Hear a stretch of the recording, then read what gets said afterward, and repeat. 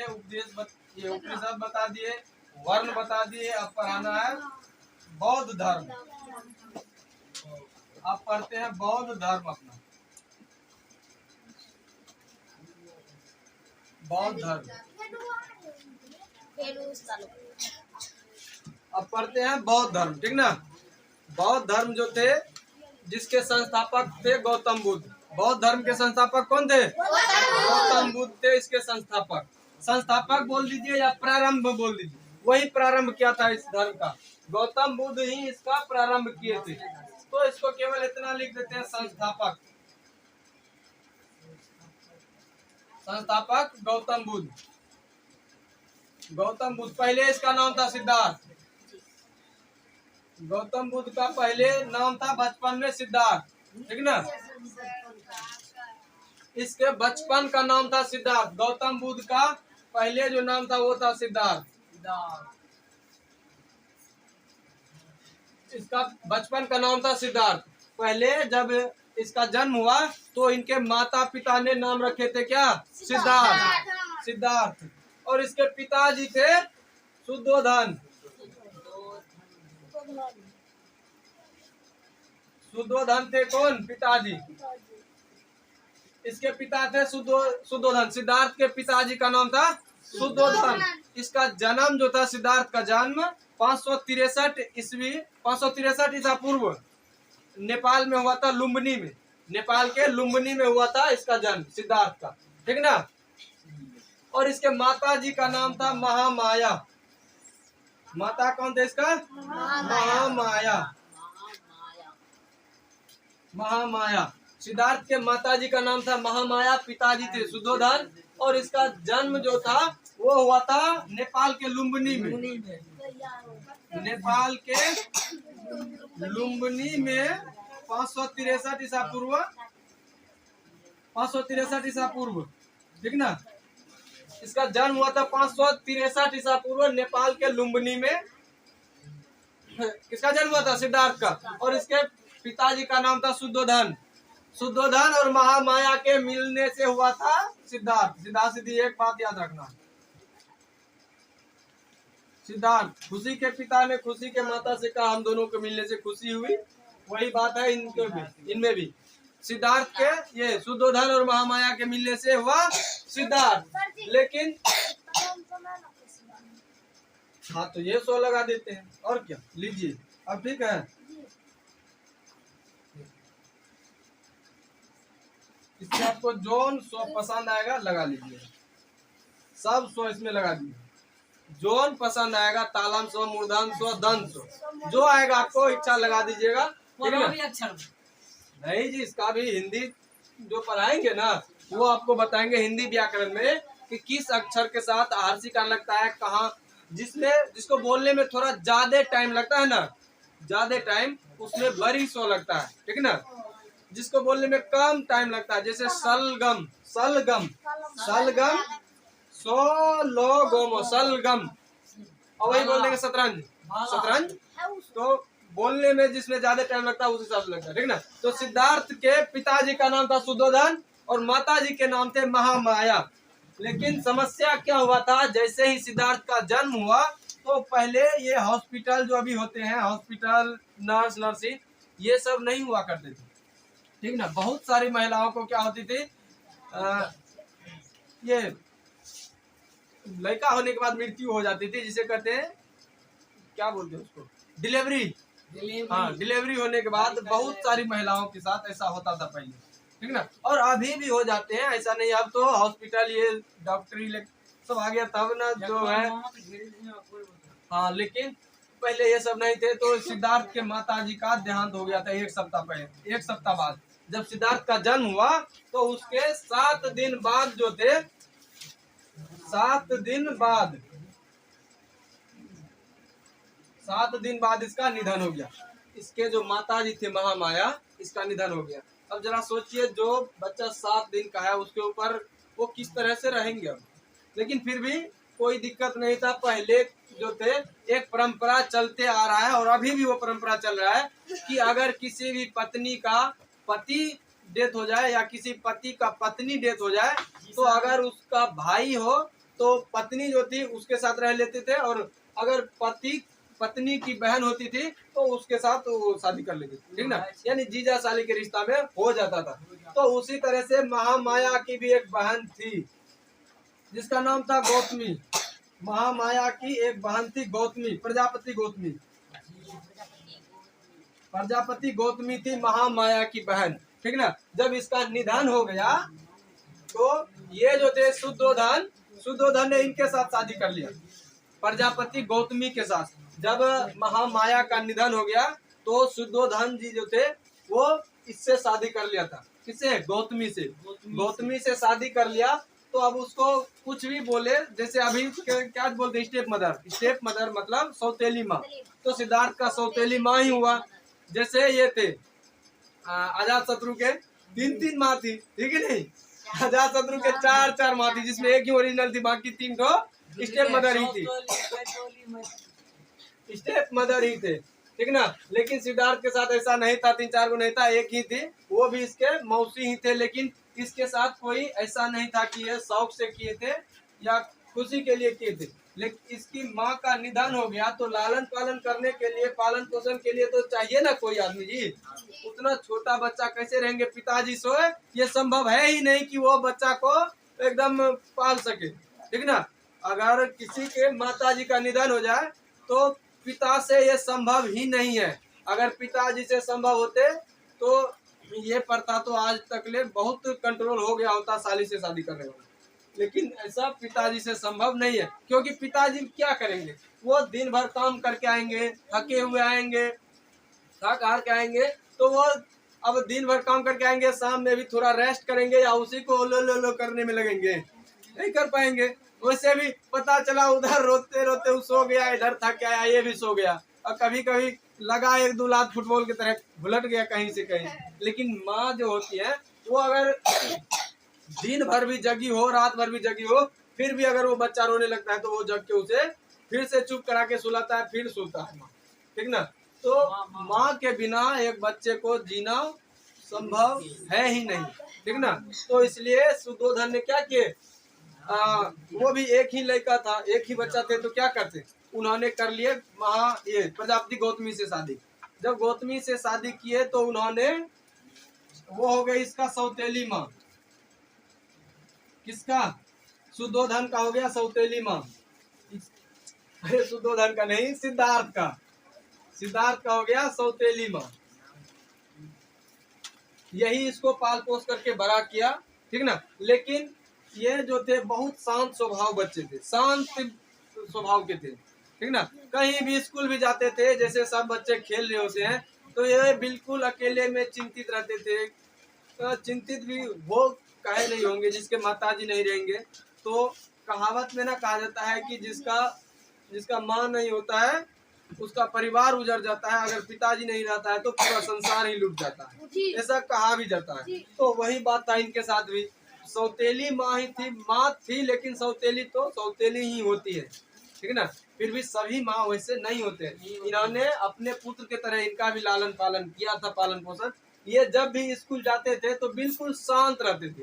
मतलब जैसे कोई बच्चा ना होता है, लंच का टाइम होता है तो फुटबॉल क्रिकेट कुछ से कुछ खेलने लगते हैं, ये अकेले में बैठ कर कैसे चिंतित रहते थे, कुछ से कुछ जीवन मरण किसी गंभीर विषय पर चर्चा करते रहते थे, सोचते रहते थे, ठीक है। बहुत चिंतनशील कहते हैं जिसको, ये बहुत चिंतनशील थे, ठीक ना, चिंतनशील थे। इसके पास ये जो थे शुद्धोधन, ये राजा थे, शुद्धोधन जो थे ये राजा थे। अब जो राजा होता है उसके पास तो बहुत सारे पूरा राज दरबार होता है, बहुत सारे नौकर नौकरानियां, घर बंगला, घोड़ा, उस समय तो घोड़ा ही चलते थे, घोड़ा, ये बहुत सारी चीजें थी, ठीक है ना। लेकिन ये जो थे सिद्धार्थ जो थे जब अपने माँ के गर्भ में ही थे तो इनके पिताजी ने किसी ज्योतिषी से पूछा था, ठीक ना। इनके ये जब गर्भ में होते हैं, अभी के समय में भी अगर कोई बच्चा माँ के गर्भ में रहता है तो नहीं दावती से पूछते रहते हैं, पंडित जी से, वैद्य से ही फलना ठिकाना कैसा होगा नहीं होगा।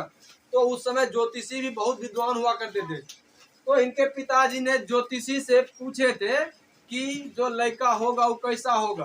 तो वो ज्योतिषी जो थे इसको बता दिए थे, इसको बताए थे शुद्धोधन को कि आपका जो लड़का होगा वो बहुत ही बहुत अच्छे होंगे, बहुत महान होंगे, ठीक ना, एकदम बड़ा होगा, जो दुनिया को अपनी ओर आकर्षित करेंगे और दुनिया को बढ़िया से बढ़िया बुद्धि भी सिखाएंगे और बहुत बुद्धिजीवी होंगे। ये बात इसको बताए थे किसी ज्योतिषी ने, ठीक ना। लेकिन जब जन्म हुआ सिद्धार्थ का, सिद्धार्थ का जब जन्म हुआ तब जाके फिर एक ज्योतिषी को बुलाया, ठीक ना। ज्योतिषी जब अपना ही राज दरबार था तो उसी में हर चीज होता था।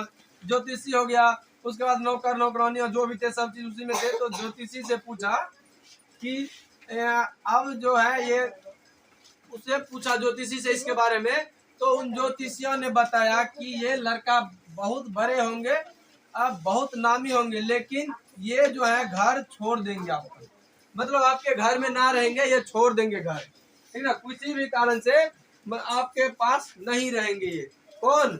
सिद्धार्थ। अब वो उसी समय से चिंता में पड़ गया। कौन? शुद्धोधन। शुद्धोधन का दिमागे हिल गया कि अरे ससुराई तो एक लड़का भी हुआ, उसमें भी दो गो माँ में एक लड़का है, वो घर छोड़ के जाएगा, इतना बड़का राज दरबार खाली नौकर चाकर के लिए नहीं है ना रखे हैं।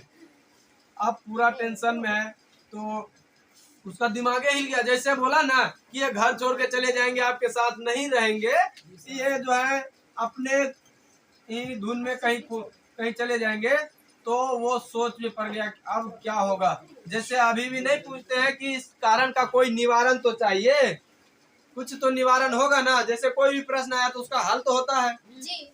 अभी देखे होंगे महाभारत ये युद्ध सब में, तो 2-4 बार ऐसे ध्यान करते हैं, कोई भी हो ऐसे ध्यान करता है, डायरेक्ट आते हैं कौन? शंकर भगवान, कैलाशपति शंकर भगवान बोलता है ये है अग्निबाण, ये आप जिसके ऊपर छोड़ देंगे, अगर आप एक बार इसका प्रहार कर देंगे तो दुनिया के जितने भी सिगरेट होंगे सबको जला देंगे, यही ना कहेंगे? सिगरेट नहीं, मतलब जो भी होंगे आपके विरोधी, इसका कोई तोड़ ही नहीं मिलेगा इस बाण का। तो उसी तरह से फिर जाके पूछता है कि भगवान कोई तोड़ नहीं होगा तो इससे तो संसार नष्ट हो जाएगा ना। अगर कोई बाण किसी को दे दिया और संसार नष्ट करने वाला है तो पूछेंगे जरूर किसका कोई तोड़ दीजिए। उसी तरह से ये जो थे शुद्धोधन जी, इन्होंने ज्योतिषी से पूछा कि इसका कोई उपाय तो बताइए ताकि मेरा जो ये है लड़का हमरे साथ रहे, कहीं ना जाए, क्योंकि एक ही लड़का था, वो भी चला जाएगा तो फिर रहेगा वो कैसे। तो जाके ज्योतिषी ने बताया कि कोई बात नहीं है, इसका एक ही तोड़ है कि आप इसका शादी कर दीजिए। कोई भी ज्यादा हवा में उड़ने लगता है तो आप उसको बांधना चाहते हैं तो शादी करा दीजिए, बस सब मामला खत्म। अगर कोई हवा में उड़ रहा है, कोई ज्यादा कुछ कर रहा है तो उसको शादी करा दीजिए, सब मामला खत्म, आधा आधा दिमाग बटा जाएगा, बस बाहर हो जाएगा। तो वही हुआ सिद्धार्थ का भी। सिद्धार्थ का शादी करा दिया किससे? यशोधरा से। सिद्धार्थ का शादी हो गया यशोधरा से, सिद्धार्थ की पत्नी यशोधरा। सिद्धार्थ की पत्नी कौन थे? यशोधरा। ऐसे पूछ सकते हैं प्रश्न में, सिद्धार्थ नहीं आएंगे, गौतम बुद्ध आएंगे कि गौतम बुद्ध के पत्नी की नाम थी यशोधरा, क्योंकि सिद्धार्थ ही आगे जाके गौतम बुद्ध बने हैं, ठीक ना, इसी का नाम पड़ा है गौतम बुद्ध। तो ये भी पूछेंगे कि सिद्धार्थ या ये गौतम बुद्ध की पत्नी का नाम यशोधरा, इसका उम्र उस समय हो रही थी 16 वर्ष। 16 वर्ष। ये एक अच्छे घराने से थे, बढ़िया थे देखने में, सुंदर स्मार्ट जो कहते हैं ना अभी, वो भी थे। हाँ, यशोधरा थे, ठीक ना। यशोधरा बहुत सुंदर थी। उसका जो 16 वर्ष की उम्र में इससे शादी करवा दिया सिद्धार्थ से, ठीक ना। सिद्धार्थ का उम्र कितना हो रहा होगा? 18-19 वर्ष में। जब बता दिया कि अब जो है आपका लड़का चला जाएगा, तो वो चिंतित हो गए और किसी तरह उपाय सोचने के लिए ताकि पास में रहे, बस शादी करवा दी। शादी करा दिया, ठीक है, लेकिन सिद्धार्थ को जो थे महल से कभी बाहर जाने ही नहीं देते थे। जैसे ही ज्योतिषी ने बताया था ना कि आपका लड़का आपके साथ नहीं रहेगा, तो ये जो थे इसके पिताजी, ये इसको राज दरबार से कभी बाहर ही नहीं जाने देते थे, क्योंकि वो उसके मन में ये बैठ गया था कि ये बाहर जाएगा, बाहर का हवा पानी लगेगा तो ये फिर बौरा जाएगा। ही वैसे बता भी दिया ये भाग जाएगा, तो कौन ठिकाना है कब भाग जाए। इसको जाने नहीं देते थे बाहर, ठीक ना। किसको? सिद्धार्थ को। जब तक शादी हुआ तब तक ये महल में ही रहे थे, ठीक ना, उससे बाहर नहीं जाने देते थे। लेकिन अचानक क्या हुआ, इसके मन में, सिद्धार्थ के मन में आया कि सब दिन महल में ही रहते, एक बार हम बाहर घूमना चाहते हैं। इन्होंने पिताजी से कहा कि हमको एक बार महल से बाहर जाना है घूमने के लिए, बाहर भी देखना है कैसा है। जैसे ही ये बात बोला उन्होंने, सिद्धार्थ का दिमाग खटक गया कि बात हो गया, अब जो ज्योतिषी कहे थे वही होगा, ये अब जाएंगे। क्योंकि बाहर जैसे ही जाएंगे बाहर की दुनिया देखेंगे, बाहर की दुनिया कभी देखे नहीं है, जैसे ही देखेंगे कि बाहर में इतना सारी चीजें हैं तो ये तो जरूर जाएंगे। तो फिर भी आखिर जब बेटा बाप से जिद कर दिया तो जाना तो जरूरी ही था, घुमाना। और राजमहल के ये राजा भी थे, तो इनको जाने के लिए पर्व जो थे बहुत अति किया, पूरा सैनिक लगा दिए, केवल इसको घूम के जाना है, फिर आ जाना है पूरा। जैसे प्रधानमंत्री या विधायक सब आते हैं किसी भी राज्य में, तो ना देखते एकदम पूरा यहाँ से वहां रोड साफ सफाई करके चूना मार देता है दोनों तरफ। और तब विधायक जी आते हैं, कहते हैं वाह हमारा राज्य में तो बहुत अभी विकसित है, हमारा राज्य, यहाँ का तो विकास बहुत हो रहा है। लेकिन उसको पता ही नहीं है कि जिस दिन आ रहे हैं उसी दिन केवल विकास हो रहा है, और उसके बाद कभी अनदिना आइए देखते हैं कैसा विकास है आपके गांव में, आपके राज्य में। नहीं होता है। अभी देखिएगा जब चुनाव नजदीक आ जाएगा तो अब जाके मुखिया हो, सरपंच हो, नेता विधायक सब आएंगे, हमरो वोट दीजिएगा, हमरो नहीं आते हैं।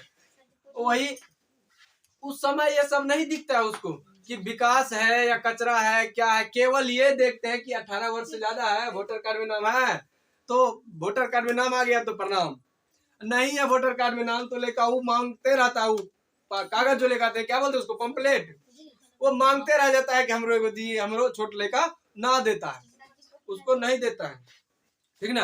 लेकिन जो 18 वर्ष से बड़े होते हैं उन्हीं के ऊपर ध्यान, उन्हीं को केवल देखते हैं कि किसी तरह को वोट मिल जाए। और अनदिना आते हैं तो ये हाल होता है। अब अगर बता के आते हैं कि आज जो है उस राज्य में जाना है, कोई प्रधानमंत्री हो या कोई भी नेता उता आता है, तो उसके लिए उस राज्य के लोग बहुत हो जाते हैं उत्सुक, अरे प्रधानमंत्री आ रहा है, सब जितना भी रोड के बगल में कूड़ा कचरा है सबको ले जाओ नगर निगम वाले को, फटाफट उस साफ सुथरा करके कर देता है। उसी तरह जब सिद्धार्थ के मन में आया कि हमें बाहर घूमने जाना है, तो बाहर की सारी जो थी सेना है सब एकदम एक लाइन से पूरा साफ करके खड़े कर दी दोनों साइड, ठीक ना। और सिद्धार्थ चल दिए कहाँ, बाहर, ये अपने घोड़ा पे। इसके घोड़ा का नाम शायद कत्थक क्या था जी, हाँ कंथक। इसका जो घोड़ा था ये इसका क्या बोलते हैं, सिद्धार्थ का गौतम बुद्ध का सीधा सीधी बोलते हैं, सिद्धार्थ का जो घोड़ा था उसका नाम था कंथक, और उसका जो सवारी थे क्या बोलते हैं उसको, सारथी जो थे उसका नाम था चन्ना, सारथी का नाम था चन्ना, ठीक ना। ये जब सारथी रथ ना होता है, रथ दूगो घोड़ा था, देखे दूगो घोड़ा वाला नहीं, दूगो घोड़ा वाला रथ महाभारत में मिलेगा, शोरगुल ले कीजिए, आप लोग देख लीजिएगा जाके, ठीक है ना। रथ कैसा होता है, दूगो घोड़ा रहता है, दूगो पहिया रहता है, उसमें केवल एक राजा ऐसे खड़ा रहते हैं, बाकी सारथी जो है ऐसे घुमा चलाते रहता है, ठीक ना। हाँ घोड़ा को सारथी का नाम था चन्ना, इसका इसका जो घोड़ा था उसका नाम था कंथक, और सारथी थे चन्ना। शोरगुल नहीं कीजिए, जाना है तो आराम से जाइए। सारथी जो थे वो थे चन्ना। जब ये चल दिए, अब शांत रहिए, जब ये चल दिए बाहर घूमने के लिए, तो बाहर जाते ही देखा कोई व्यक्ति जो था एकदम बहुत गरीब थे, वो घूर रहे थे उसके वहीं पे, ठीक ना।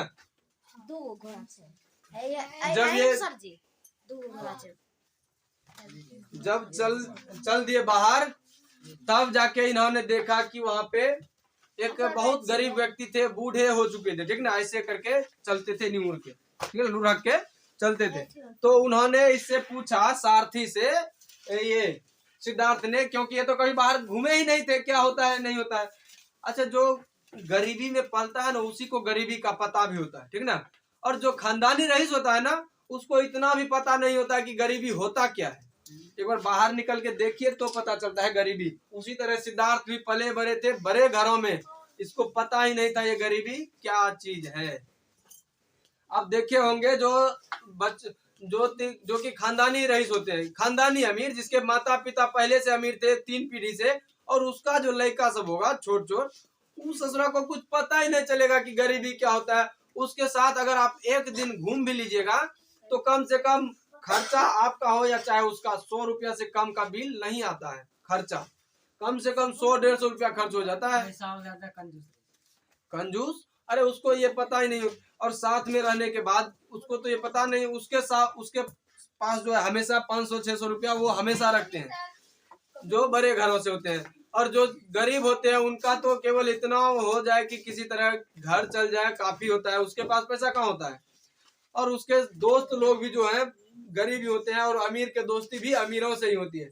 तो सिद्धार्थ ने जब जा रहे थे सिद्धार्थ घूमने, तो उन्होंने सारथी से पूछा कि चन्ना, ये इतना बूढ़ होके कैसे आदमी है, देखिए हम कितना तंदुरुस्त है अभी, ये देखो कैसे चल रहा है, इसको क्या हुआ है, ऐसा कैसे कहाँ चला है।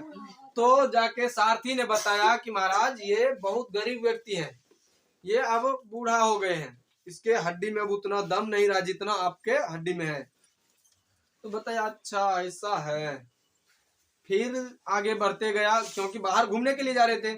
फिर आगे बढ़ा तो देखा वहां पे कोई बीमार व्यक्ति पड़े थे, ठीक ना, कोई बीमार थे, यानी जैसे बहुत नाजुक स्थिति में थे, ठीक ना। तो वो उसको देखा, बोलता है कि सारथी से पूछा कि ये कौन है।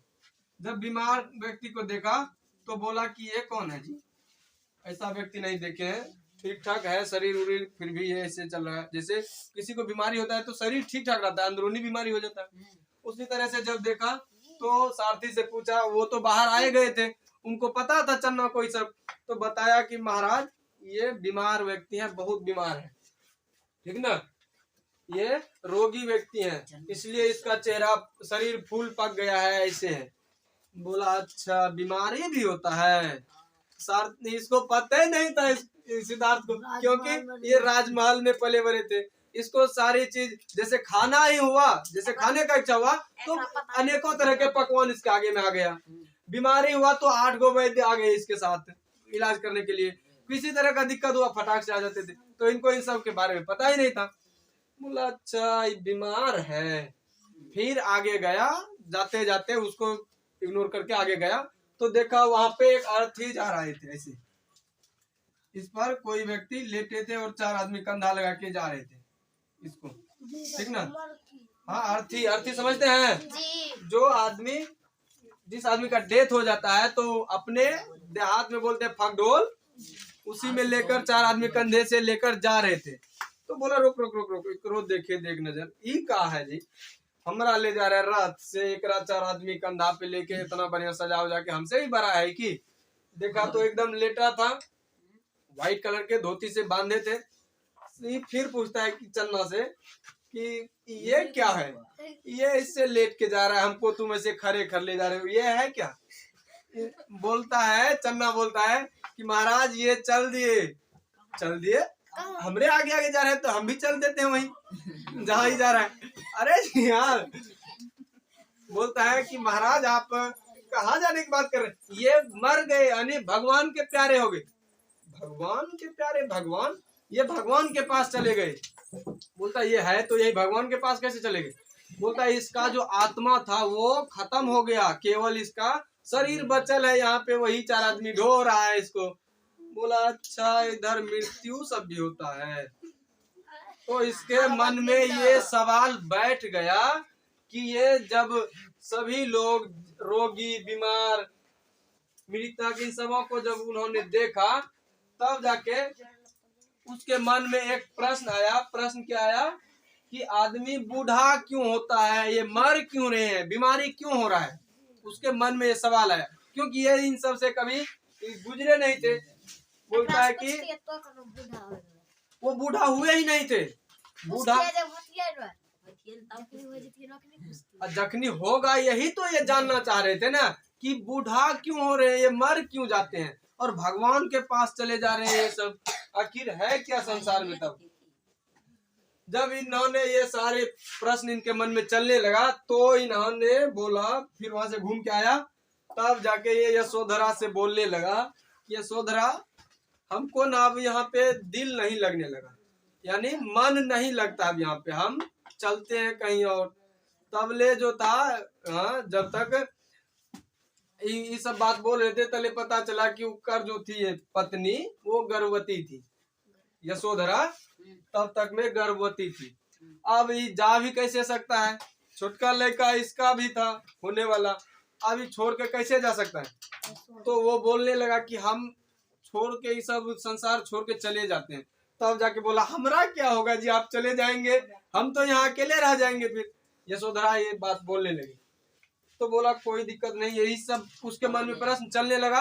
और इसको जो था, जब ये सारी बातें हो गई, हो जाने के बाद इसका भी एक संतान हुआ, यशोधरा को एक पुत्र हुआ, ठीक ना।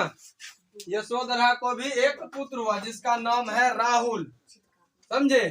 तो राजघराने में ऐसा होता है कि जैसे ही पुत्र या पुत्री बालक का जन्म होता है तो वहाँ के सभी लोग उसको बधाई देने के लिए जाते हैं, शगुन, कोई सोना जेवर जायरात गहना ये सब शगुन देने के लिए जाते हैं। तो वहाँ के जो भी दासियां सब थी उनमें से जो पहले जाते थे ना उसको ये देने के लिए भेंट, तो उसको कुछ इनाम देते थे राजा लोग। तो दासी जो थे फट से कोई जैसे ही पता चला कि महाराजा को पुत्र हुआ है, ये चले गए। उसमें भी पुत्र होने का तो खुशी ही अलग होता है, पुत्री होता है तो थोड़ा कम खुशी झलकता है, लेकिन पहली पुत्री होता है तो ठीक ठाक रहता है। और अपने इधर अपने बिहार में खास करके जो भी है भारत में, भारतीय संस्कृति में तो ऐसा देखा जाता है कि जब तक किसी भी व्यक्ति को पुत्र प्राप्त ना हो जाता है तब तक वो चालू रखता है भट्टी। हाँ, पुत्री चाहे 8 को हो जाए 9 को हो जाए कोई दिक्कत नहीं है, पुत्र के इंतजार में वो लगे रहते हैं कंटिन्यू, जब तक एक को पुत्र ना हो जाए। लेकिन इसको जो था पहले ही हो गया, सिद्धार्थ को इसको पहले ही हो गया। सोचिए कितना इसको भगवान मानता था। सिद्धार्थ को हो गया एक पुत्र, ठीक ना। इसको एक पुत्र हुआ जिसका नाम था राहुल। अब सुनिए राहुल नाम कैसे पड़ा इसका। जैसे ही इसको पुत्र हुआ तो ये जो थे दासी वहां के, वो गए इसको पुत्र को लिए हाथ में और वहां पे सिद्धार्थ के हाथ में दिया कि देखिए महाराज आपको पुत्र हुआ है, पुत्र हुआ है। अब ये टेंशन में पड़ गया कि ले चोटा, हम हैं घर छोड़ने की तैयारी में, तले ही ससुर आ गया, अब हम क्या कर सकते हैं। यानी राहों के एक कांटे आ गए बीच में। जैसे राह चलना शुरू, अब घर छोड़ने ही वाले थे कि बीच में आ गया। अब छोट बच्चा को छोड़ के कैसे जा सकते थे, नहीं जा पाते।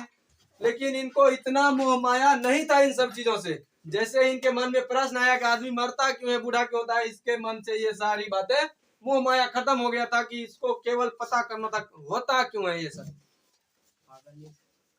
तब जाके इन्होंने क्या किया, जब पुत्र हो गया तो इन्होंने एक बार बोला राहुल।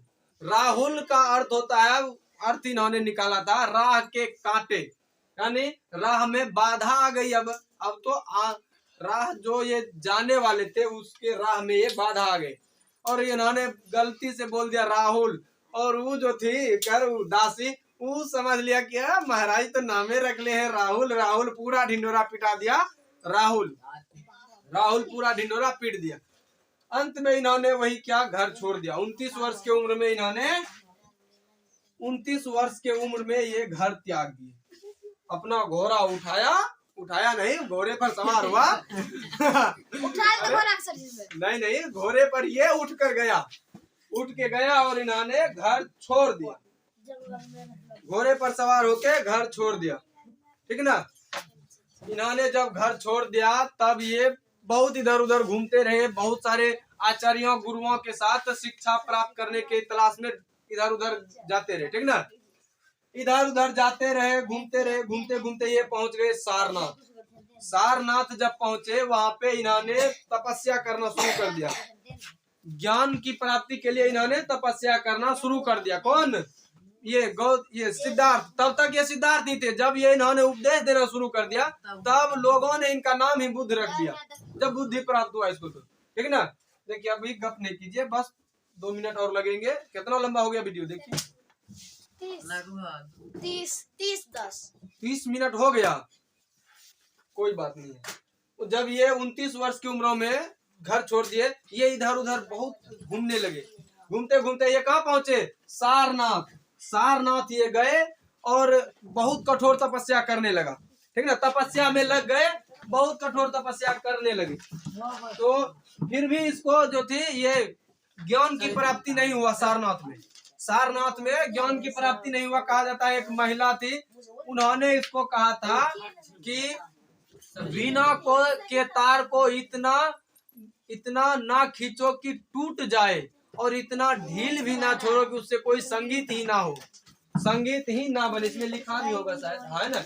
अपने वीणा के तार को इतना मत कसो कि वो टूट जाए। वीणा सुने हैं उस गाना जो बजाया जाता है, वीणा वादनी सरते वीणा वादनी, सरस्वती माता को जो रहते हैं डर लगा देते हाथ में, वही बोल रहा है कि अपने वीणा के तार को इतना ना कसो कि वो टूट जाए, और उसको इतना ढील भी ना छोड़ दो कि उससे कोई राग ही ना निकले, कोई संगीत ही ना निकले। अर्थात ये कहना चाहते थे कि अपनी तपस्या को इतनी भी कठोर ना करो कि उससे प्राप्ति ना हो। जहां आपको प्राप्ति होनी चाहिए वहां जाइए, ठीक ना। और इतना भी नॉर्मल ना हो जाइए कि जहाँ पे है वहीं पे। तब इन्होंने सोचा अच्छा ऐसी बात है, तब ये सारनाथ छोड़ दिए। सारनाथ से ये चल दिए, चलते चलते पहुंच गए कहाँ पे? गया।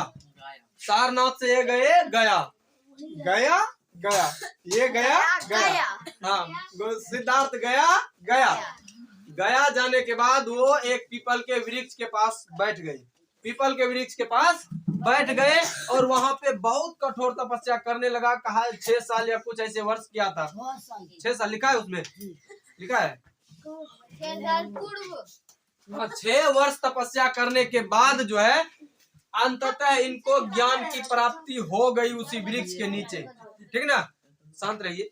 अंततः इनको 6 वर्ष तपस्या करने के बाद ज्ञान की प्राप्ति हो गई, ठीक ना। हाँ जी, पूरा अन्न जल त्याग दिया। जब नहीं होने लगा तो इन्होंने पूरा अन्न जल त्यागने के बाद 6 वर्ष के बाद इनको ज्ञान की प्राप्ति हुई। और जिस दिन इसको ज्ञान प्राप्ति हुआ वो दिन था पूर्णिमा का, ठीक ना। ये बैसाख का पूर्णिमा जो होता था उसी दिन इसको ज्ञान की प्राप्ति हुई। जिस वृक्ष के नीचे इनको बुद्धि प्राप्त हुआ उस वृक्ष को कहा जाने लगा बोधि वृक्ष। अभी भी गया में है, मिलेंगे, ठीक ना। गया में कोई यूनिवर्सिटी है शायद, विश्वविद्यालय जिसको बोलते हैं, वहीं आसपास में है, मगध के बीच बीच में होगा। वहीं पे हम तो वहां गए नहीं है तो नहीं देखे होंगे, ठीक ना। कहा जाता है ऐसा इसमें है। तो बोध गया इसको, जो जिस वृक्ष के पास ज्ञान प्राप्ति हुई उस वृक्ष का नाम ही हो गया वो बोधि वृक्ष। बोधि वृक्ष पहले पीपल का था, बोधि वृक्ष। अगर प्रश्न पूछ देगा बोधि वृक्ष किस वृक्ष का बोधि वृक्ष कहते हैं, तो वो थे पीपल के वृक्ष। पीपल के पेड़ के नीचे इनको ज्ञान की प्राप्ति हुई, तब जाके ये हो गए बोधि वृक्ष, ठीक ना। और इनके जो शिष्य होते थे ना वो बौद्ध कहलाते थे, वो बौद्ध कहलाते थे। लेकिन इसका पीपल के वृक्ष के नीचे उनको अपने प्रश्न का उत्तर मिला, उन्होंने घर छोड़ा, अर्थात उन्हें सत्य का ज्ञान मिल गया। पीपल के वृक्ष के नीचे ये जो भी प्रश्न लेकर आए थे कि आदमी बूढ़ा क्यों होते हैं, क्यों मरते हैं, क्यों बीमारी होते हैं, गरीबी क्यों होते हैं, इन सभी प्रश्नों का उत्तर मिल गया। कहाँ पे? उस बोधि वृक्ष के निकट, ठीक ना। जब बोधि वृक्ष के निकट इसको ज्ञान की प्राप्ति हो गई तो उस वृक्ष का नाम पड़ गया बोधि वृक्ष, ठीक ना। बोधि वृक्ष नाम पड़ गया। तब जाके इन्होंने क्या क्या ये उपदेश देना प्रारंभ कर दिया, ठीक ना। इसने उपदेश देना शुरू किया था भगवान बुद्ध ने, तब जाके इसका नाम पड़ गया गौतम बुद्ध। इसने सबसे पहला उपदेश भी शायद सारनाथ में ही जाके दिया था, ऐसा ही है।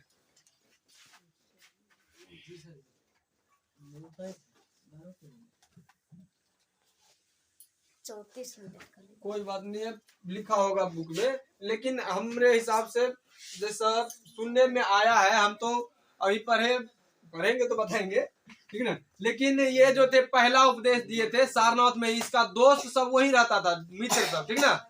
तो इसका दोस्त सब वही रहता था और ये गया बोला, सोचा कि अब सबसे पहले उपदेश देते हैं दोस्त को ही, हो सकता है मान जाए तो ठीक है, नहीं तो दोस्त भी छोटा इतना बेहुदा होता है कि मानने चलता है। अभी का दोस्त थोड़े मानता है। उसको अगर एक दिन के लिए ऐसा बोल दो कि बाबू इंस्टाग्राम डिलीट कर दो, इन सब में कुछ नहीं है, पढ़ाई पे ध्यान दो, हमरा आया है बुद्धि बताने, है अपना बुद्धि अपने पास रखो, ऐसे नहीं बोल देते, ऐसे बोल देते। लेकिन इसके जो दोस्त थे वो ठीक ठाक थे, उन्होंने ये सब कर लिया स्वीकार, ठीक ना। तो सबसे पहला इन्होंने उपदेश कहाँ पे दिया था? सारनाथ में। सबसे पहला उपदेश सारनाथ में दिया था। उसके बाद इसकी जो है मृत्यु हुई थी। बहुत सारे उपदेश देने के बाद मृत्यु हुई, ठीक ना। इसके बीच में उपदेश आपको बताएंगे अगले वीडियो में, ठीक ना। अगली वीडियो में आपको उपदेश बताएंगे, लेकिन यहाँ पे इसका जीवनी बता रहे थे तो इसका मृत्यु भी बता देते हैं। इसका मृत्यु जो था 80 वर्ष के उम्र में, 80 वर्ष के जब हो गए थे तब इसका मृत्यु हुआ था, लगभग 483 ईसा पूर्व में। लगभग या कंप्लीट बोलिए 483 ईसा पूर्व में इसकी मृत्यु हो गई थी। 563 में जन्म हुआ और 483 ईसा पूर्व में 563, जी सर ये भी बता रहे हैं। देखिए 563 ईसा पूर्व में इसका 563 ईसा पूर्व में इसका जन्म हुआ, 483 ईसा पूर्व में इसकी मृत्यु हुई। बात समझिए, ईसा मसीह कोई व्यक्ति थे, ठीक ना। उसके जन्म के बाद 563 वर्ष के बाद इनका जन्म हुआ था, ठीक ना। तो उसके जन्म से पहले ईसा मसीह जो थे कोई थे रानी का थी कहीं का, ठीक ना।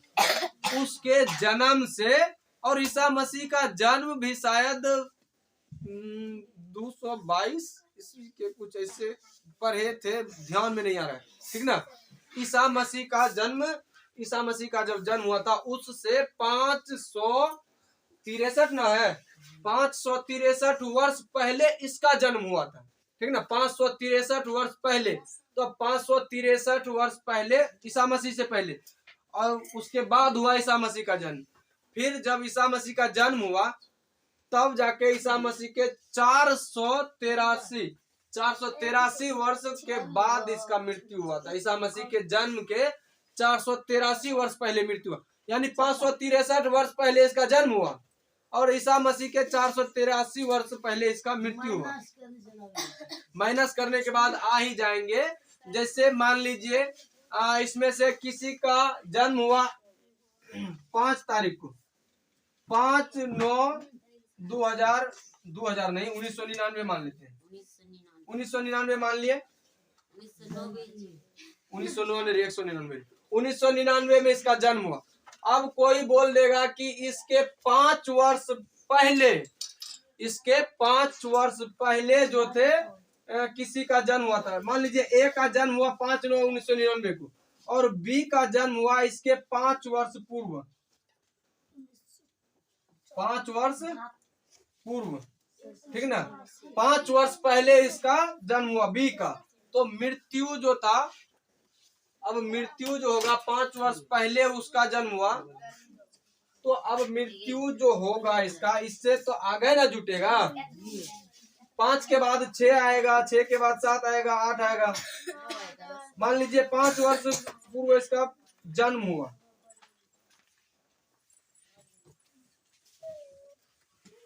5 वर्ष पहले, इससे 5 वर्ष पहले जन्म हुआ, ठीक ना। इसी के 5 वर्ष पहले जन्म हुआ और जो था ये लड़का 2 वर्ष की उम्र में, मान लीजिए किसी कारणवश आकस्मिक मृत्यु हो गई 2 वर्ष में। अब आप क्या करेंगे, इसको 5 में 2 जोड़ेंगे जी ना। अब समझिए, जैसे 2 वर्ष में इसकी मृत्यु हो गई 5 से, यानी 1999 से 5 वर्ष पहले इसका जन्म हुआ और जन्म के 2 वर्ष बाद मृत्यु हो गई, तो कब होगा? 1997 में मृत्यु हो गई। तो आप कैसे बोलेंगे 5 वर्ष पहले जन्म हुआ 2 वर्ष पहले मृत्यु हुआ, यही ना बोलेंगे कि 5 वर्ष पहले जन्म हुआ 2 वर्ष पहले मृत्यु हुआ, नहीं बोलेंगे? तो उसी तरह से 563 वर्ष पहले जन्म हुआ था, 483 वर्ष पहले मृत्यु हुआ, यानी ईसा मसीह के जन्म से पहले। समझे इस बार?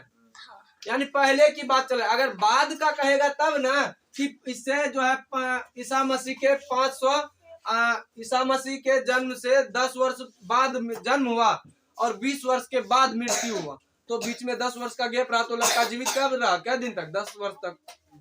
समझे? इसीलिए पहले उल्टा है इसमें, क्या पहले की बात चल रहा है, समझ गए? तो यहाँ तक आपको समझ में आ गया होगा। इसके आगे जो है उपदेश, अब बच्चे हैं भगवान बुद्ध के उपदेश। इन्होंने बहुत सारे उपदेश भी दिए थे। हाँ, इन्होंने पहला उपदेश दिया था दुख। अरे दुख होता क्या है? अगर आप दुख क्या होता है ये समझिए। इसका उपदेश था दुख। दुख वो होता है अगर आप किसी भी चीज को चाहते हैं, किसी भी चीज को प्राप्त करने की इच्छा है, लेकिन वो आपको प्राप्त ना हुआ, तो दुख तो होगा ही। अगर मान लीजिए कोई लड़का अभी मैट्रिक का एग्जाम दिया होगा, उसका इच्छा होगा 400 उसका इच्छा हो गया 450 नंबर लाने का मैट्रिक में, समझे? संयोगवश इसका जो है मुश्किल से मान लीजिए 380 नंबर आ गया। 380 नंबर फेल तो कोई नहीं होते इस जमाने में। फेल होता है, हो जाता है। देखिए फेल वही होते हैं जो महाबकलोल होता है। अभी मैट्रिक इंटर में फेल होना मतलब गधा से ही बदतर स्थिति। मैट्रिक इंटर में कौन फेल होता है जी? अब हम लोग तो कुछ नहीं पढ़े थे, फिर भी नंबर बोझ के दे दिया है। जो दिया वो मेरे लिए काफी है। बताइए, इतना नंबर मेरे हम सोचे भी नहीं थे। हम अपना बताए ही थे कि स्कूल से कोचिंग से भाग भी जाते थे। तो दुख यही होता है, अगर आप किसी चीज को प्राप्त करना चाहते हैं लेकिन वो आपको नहीं मिलता है तो दुख होता है, ठीक ना? ये सब उपदेश आपको कल बताएंगे।